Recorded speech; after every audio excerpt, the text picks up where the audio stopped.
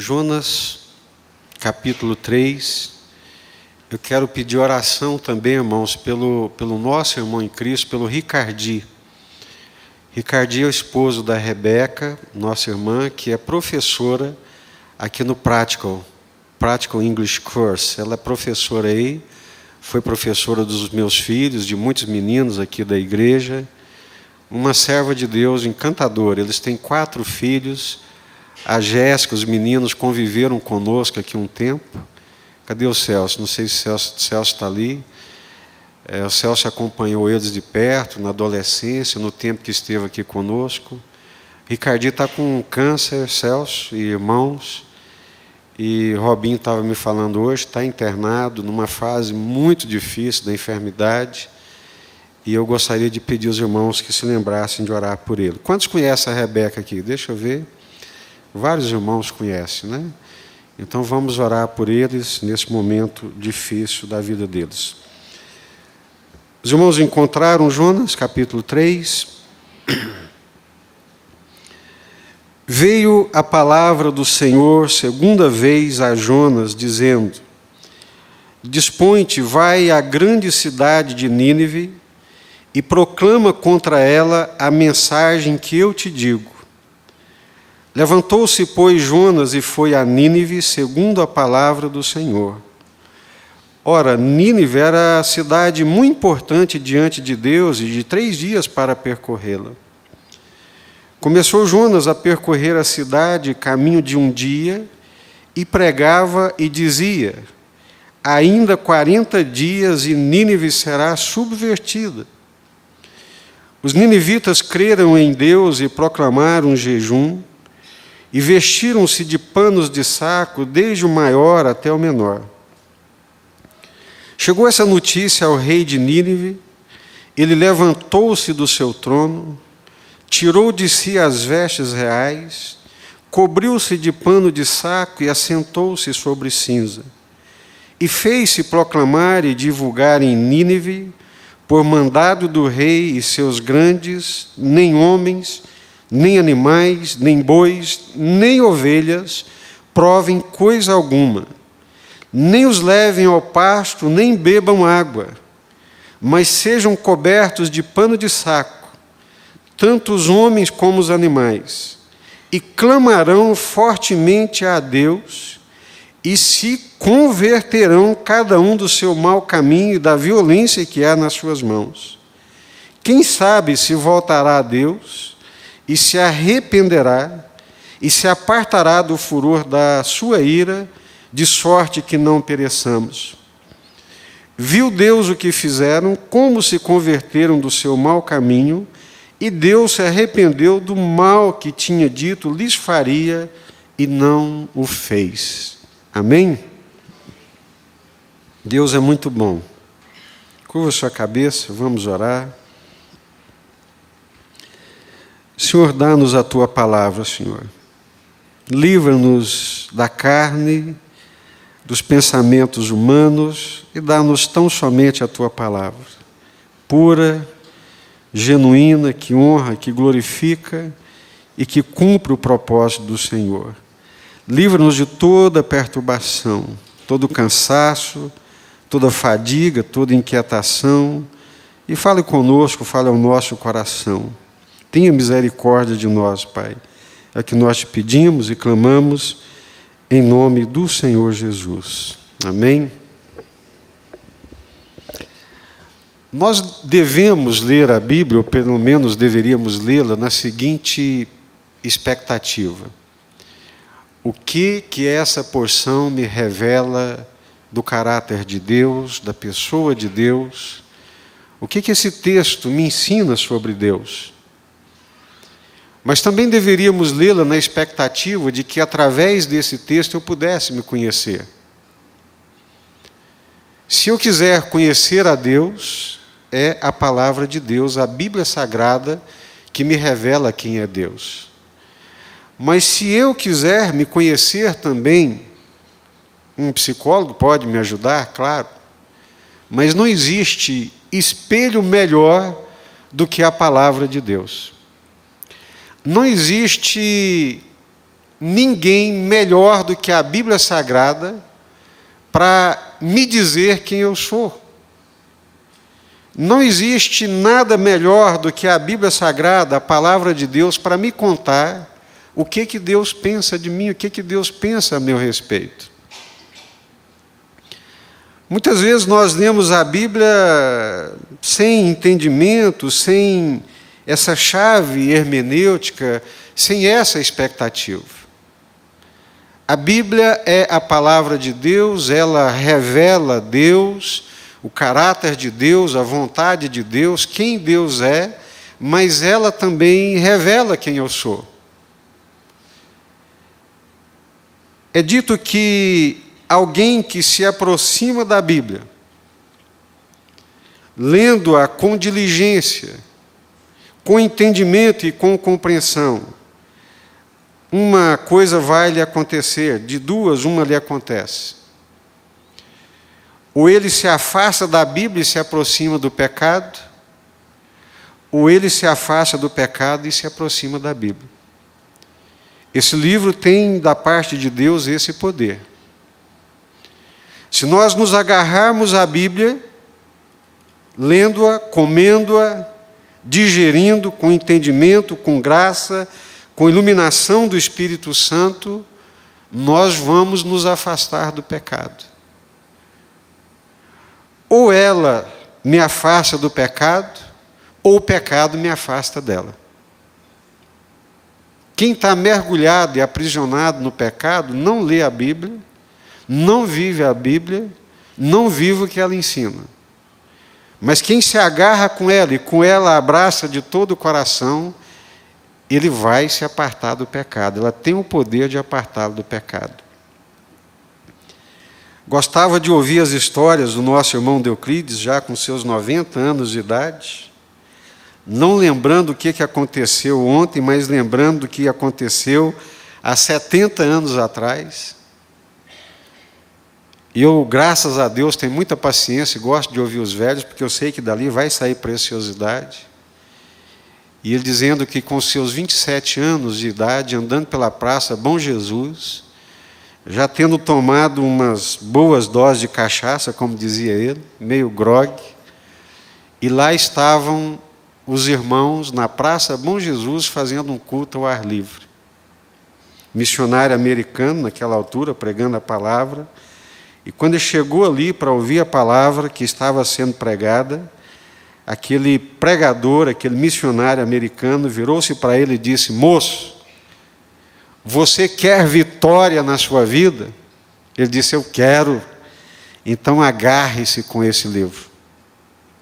E ele disse: pastor, quando ele falou isso, agarre-se com esse livro, eu entendi perfeitamente. Porque eu tinha passado a minha vida domando braveza. Burros bravos, touros bravos.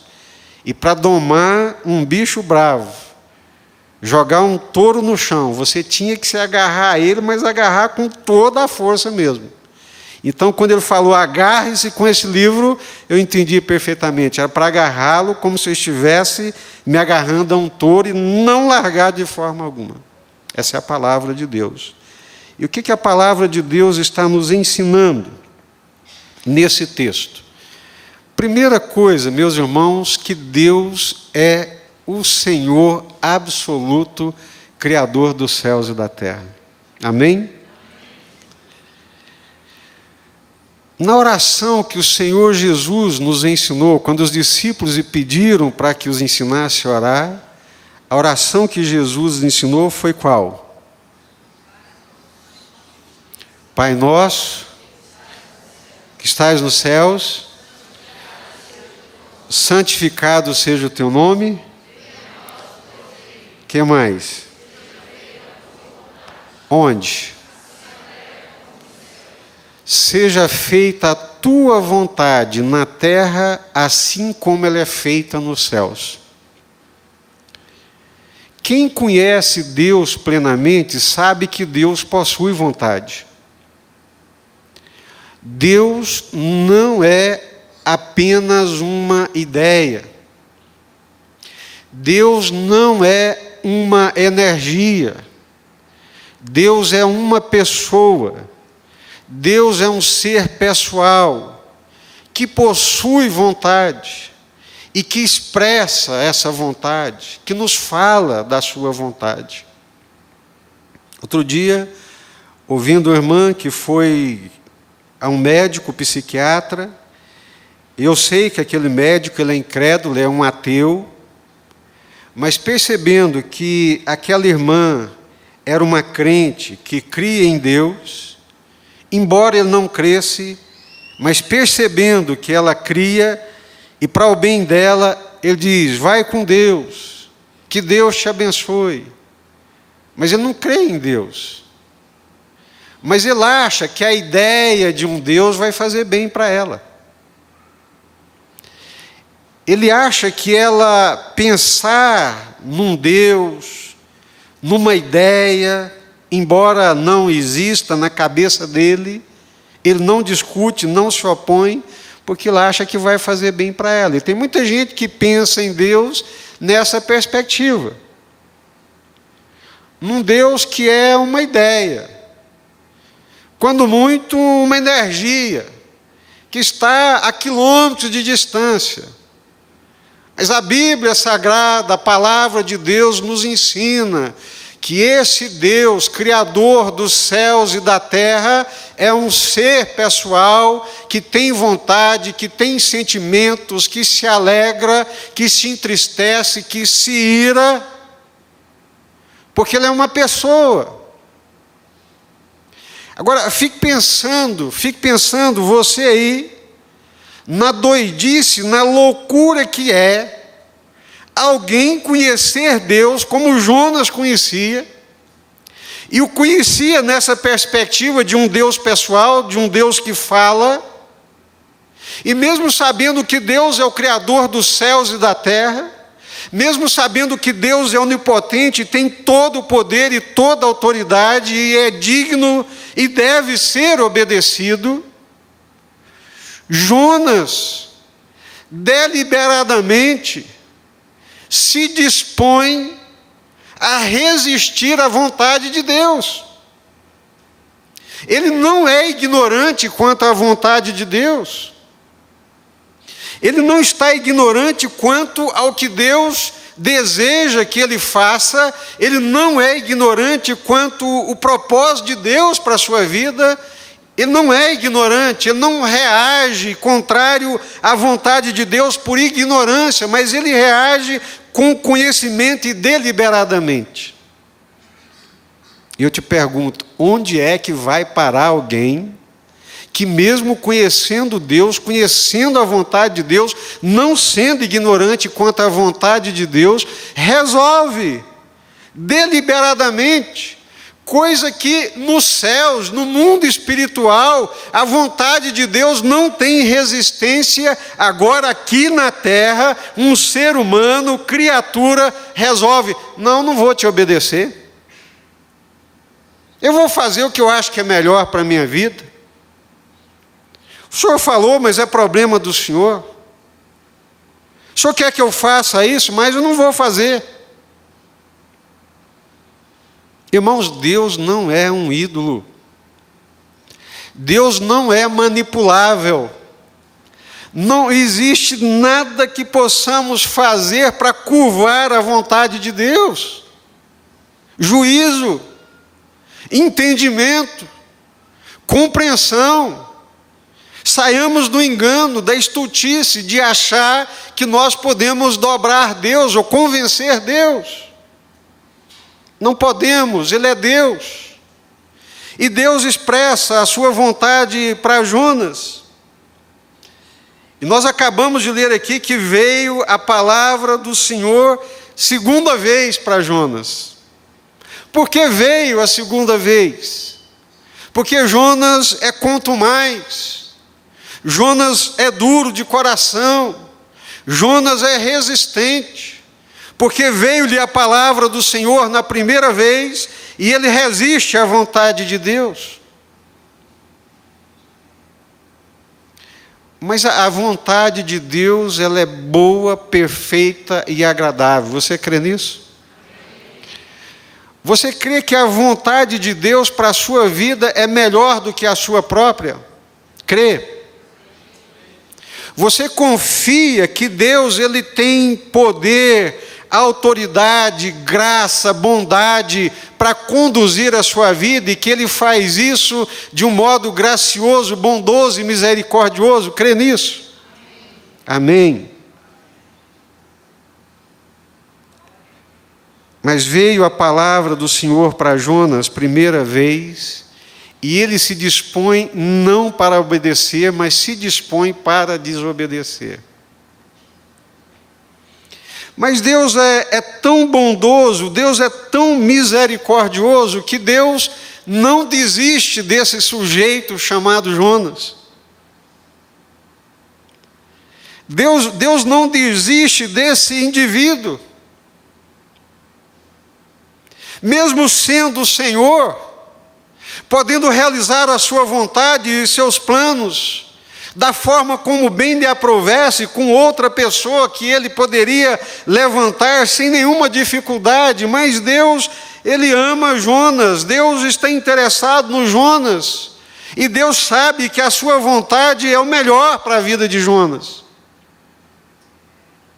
Deus é tão bondoso com esse Jonas, que Deus prepara uma tempestade, manda essa tempestade no céu, no mar por causa de Jonas. Da perspectiva humana era uma lástima. Da perspectiva humana era extremamente assustador passar por uma tempestade no meio do mar.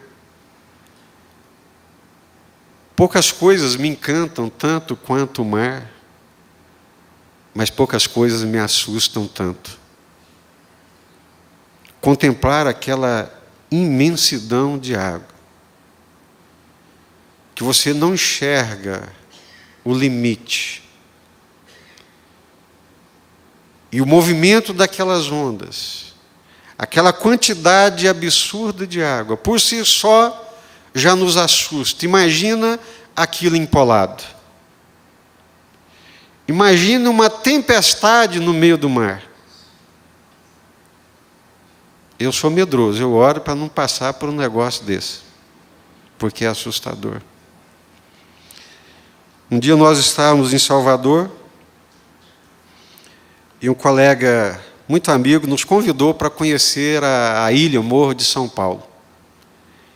E lá vamos nós para a cidade de Valência, pegamos o barquinho, e fomos para a ilha do Morro de São Paulo. E chegamos lá, ele falou assim: olha, eu vou contratar o barqueiro, e ele vai dar uma volta aqui na ilha com a gente. Oh, maravilha, que coisa boa. Samuel com 1 ano e 8 meses no braço da Márcia, e a Márcia grávida da Débora, acho que uns 7 meses de gravidez já. Saiu todo mundo do barco, ficamos nós, contornamos um pedaço da ilha e paramos para almoçar. Quando nós voltamos, o mar já estava não em tempestade, mas as ondas já estavam mais altas.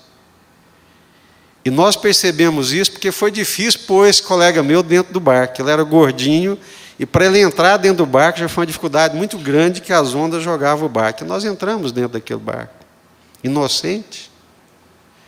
A hora que eu começo a fazer o caminho de volta, irmãos, a onda batia na proa do barco e levantava, sem mentira nenhuma, a ponta do barco na altura aqui dessa parede, uns 3 metros de altura.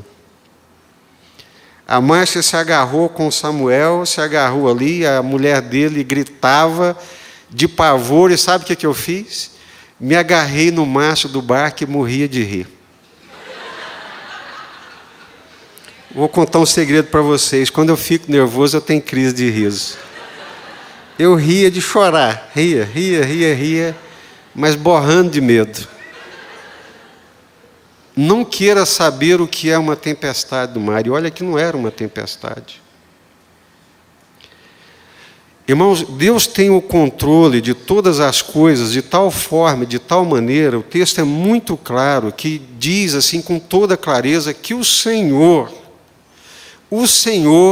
mandou o vento, empolou o mar e provocou uma tempestade no mar exatamente onde Jonas estava sossegado, dormindo dentro daquele barco. Jonas ia fazer a pior burrada da vida dele. Jonas estava tomando uma decisão que ia estragar a vida dele para o resto dela. Fugir de Deus, desobedecer a Deus, não andar no caminho de Deus, no centro da vontade de Deus, é a pior coisa que pode acontecer na vida de um ser humano.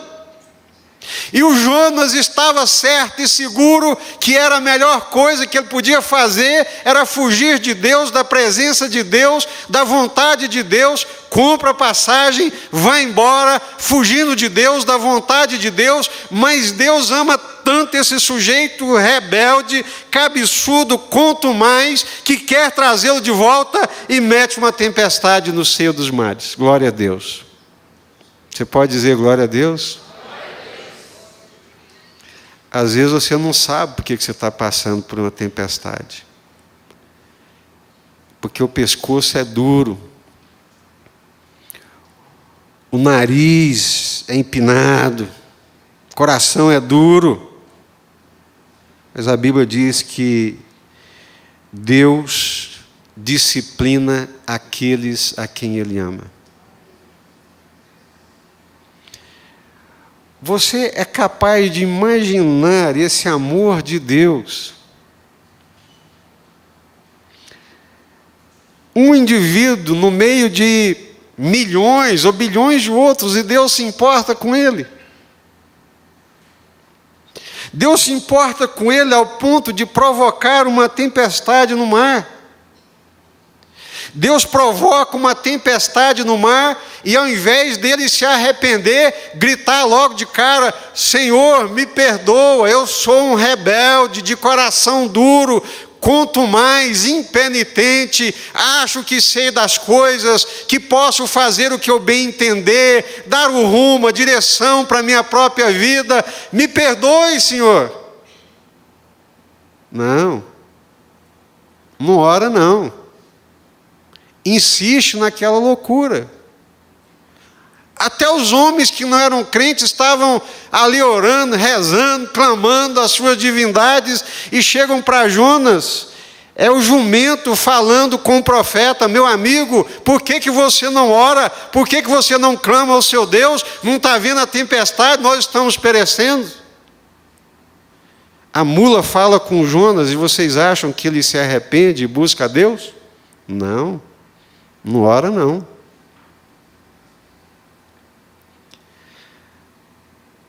Aí eles o atiram no mar. E Deus, esse Deus que é Senhor do mar, da tempestade, dos animais, Deus manda um grande peixe para engolir o Jonas. Vai lá e engole. Não mata não. Só esfola ele bastante aí dentro do estômago para ver se ele se arrepende, para ver se agora ele ora, para ver se agora ele clama. E o que acontece, irmãos? No ventre do peixe, se você ler o texto, vai dizer: o Senhor preparou um grande peixe para que engolisse a Jonas. Quem foi que mandou a tempestade no mar? Quem foi que mandou o peixe engolir o Jonas? Não mata não, engole. Desce aí nas profundezas, revira com ele, deixa ele bem enjoado, vomitando aí dentro, fedido. Aí lá nas profundezas, aí o Jonas: oh Senhor, que cabeça dura, que estúpido. Quão burro eu sou, Senhor. Até onde a minha loucura me levou, Senhor. Até onde a minha estultice me levou. Olha só, Senhor. Eu agora estou aqui no buraco mais fundo que se podia imaginar, Senhor. Eu não precisava estar aqui se eu tivesse sido obediente, Senhor. Eu não precisava ter passado por tempestade, por estômago de peixe, não precisava de nada disso, Senhor, mas a minha dureza, a minha impenitência, a minha rebelião, achar que eu era muito bom e suficiente para conduzir a minha própria vida, onde me trouxe, Senhor. Mas o Senhor pode ter misericórdia de mim, Senhor. O Senhor tem compaixão de mim e me permite, uma vez mais, entrar no teu templo, chegar à tua presença e contemplar a tua face, Senhor. Arrependeu, orou e a ordem veio: vomita lá na praia.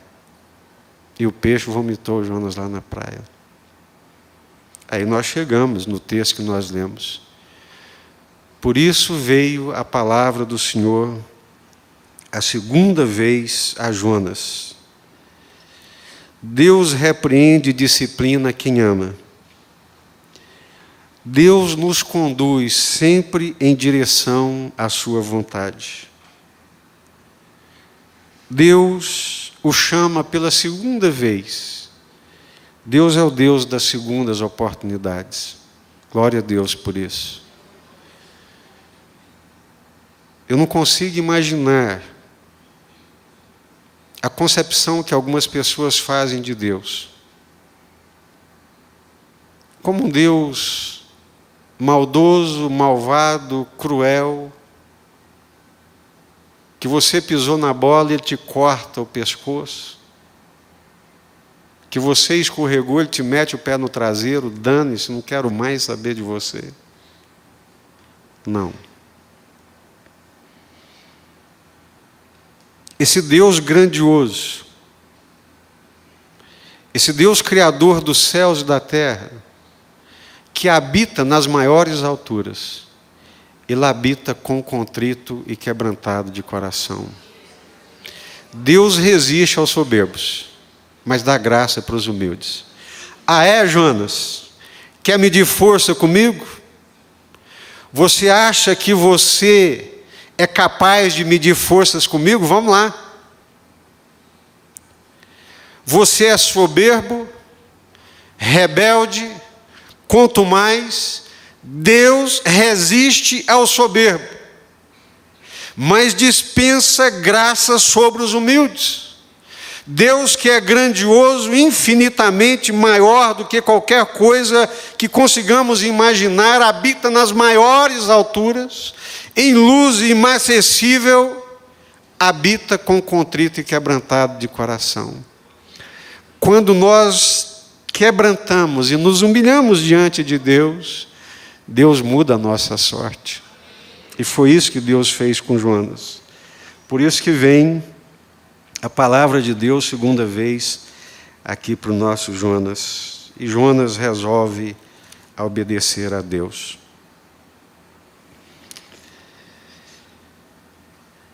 Dispõe-te é a palavra do Senhor.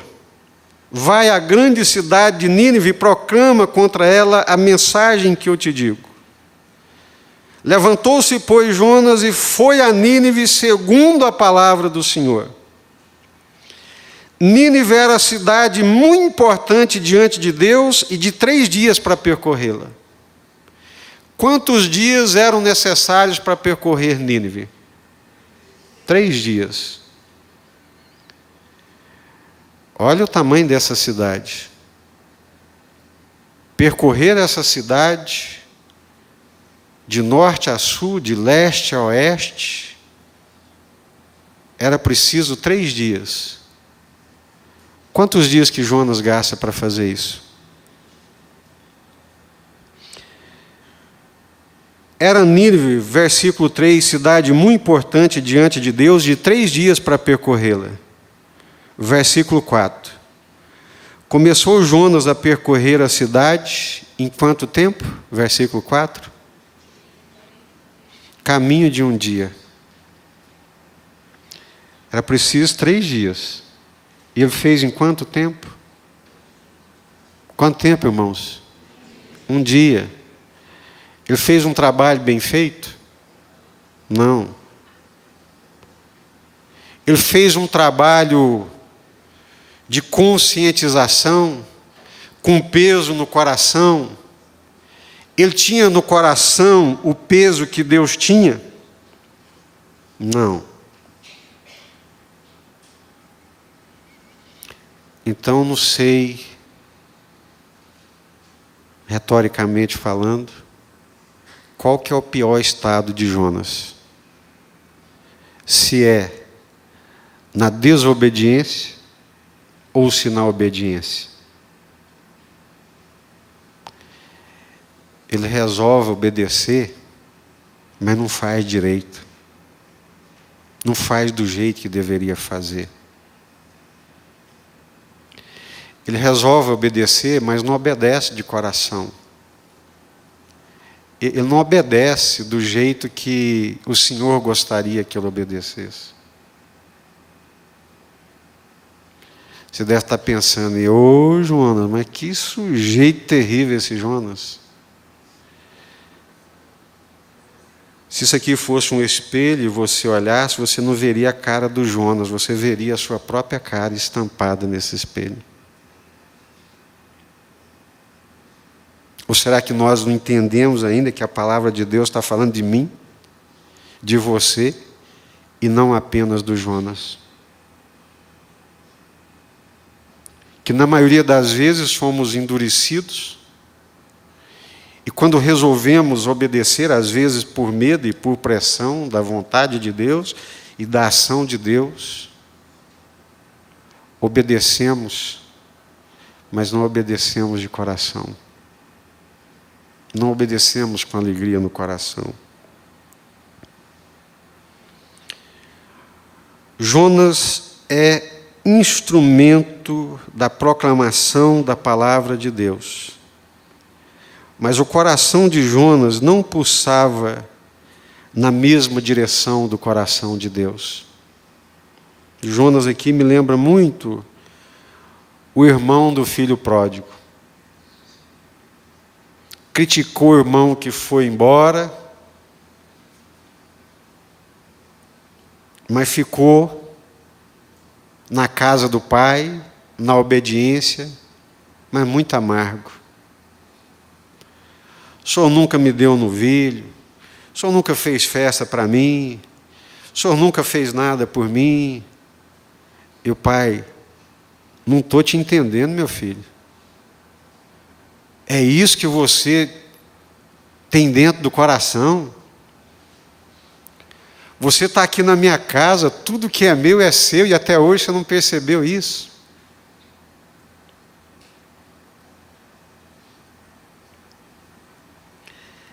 Agora, sabe o que é mais chocante nisso tudo? É que os ninivitas que Jonas odiava, porque eles eram maus, eles têm o coração mais contrito e quebrantado do que o próprio Jonas.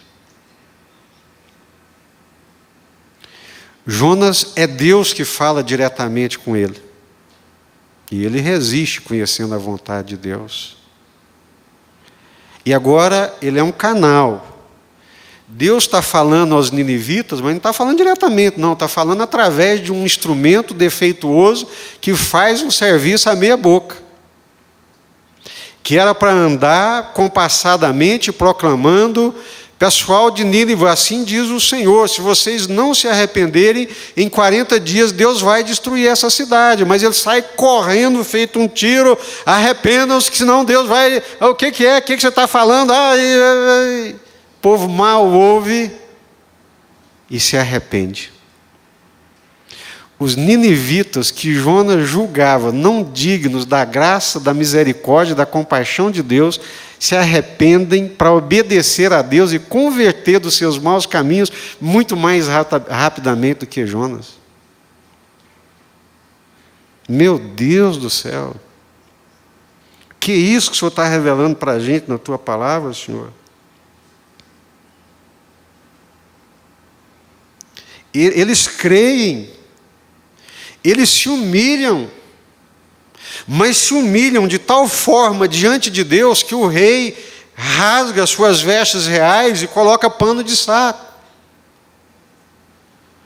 Num gesto de, diante de Deus, eu estou despojando da minha majestade, do meu poder, da minha autoridade, que não é nada diante do poder desse Deus que Jonas está falando. Se esse Deus falou, Ele é poderoso para cumprir. Gente, por favor, escutem a palavra de Deus, obedeçamos ao Senhor, convertamos-nos de todo o nosso coração ao Senhor.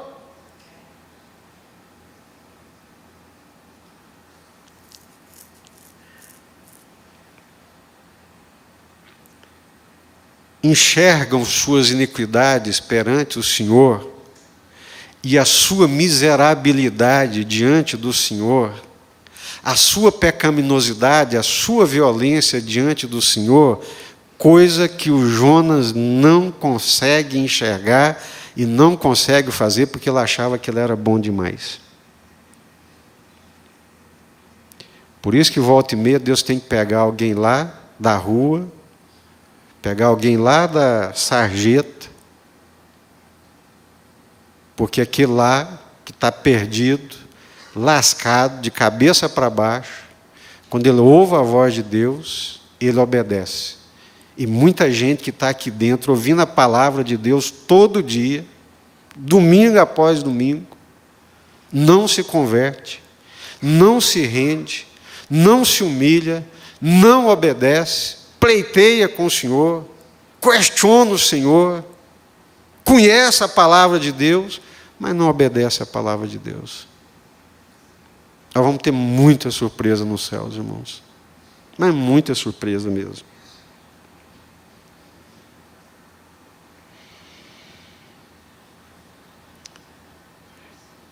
O texto nos revela com muita clareza que quanto mais nós conhecemos Deus e a voz de Deus, mais acostumados podemos nos tornar com essa voz. Os ninivitas ouvem pela primeira vez o soar da voz de Deus por meio desse instrumento e creem, se arrependem, se encurvam, se rendem, e Deus os perdoa e tem misericórdia deles. Amém? O que nós aprendemos aqui desse texto? Deus é soberano, Deus domina os mares, Deus domina as tempestades, Deus domina os grandes peixes, Deus tem o domínio sobre todas as coisas, Ele é o Senhor. Mas aprendemos que nós somos duros de coração, assim como Jonas. Nós somos tardios para ouvir a voz de Deus, tardios para obedecer, impenitentes, renitentes. E que muitas vezes Deus tem que meter a gente na tempestade. E que muitas vezes tem que nos meter na barriga do peixe para a gente poder acordar da nossa ilusão e do nosso grande engano, tentando fazer de Deus um ídolo. O ídolo a gente pega ele e muda de lugar. O ídolo a gente pega ele e põe onde mais nos agrada. Deus não tente fazer isso com Deus, não. Não tente impor a sua vontade sobre Deus. Vamos nos dar muito mal se tentarmos fazer isso. É o Senhor. Mas esse Deus grandioso, bondoso, misericordioso e compassivo, usa de misericórdia com quem Ele quer. E que não resiste a um coração contrito, quebrantado, humilhado e arrependido na sua presença. Vamos orar?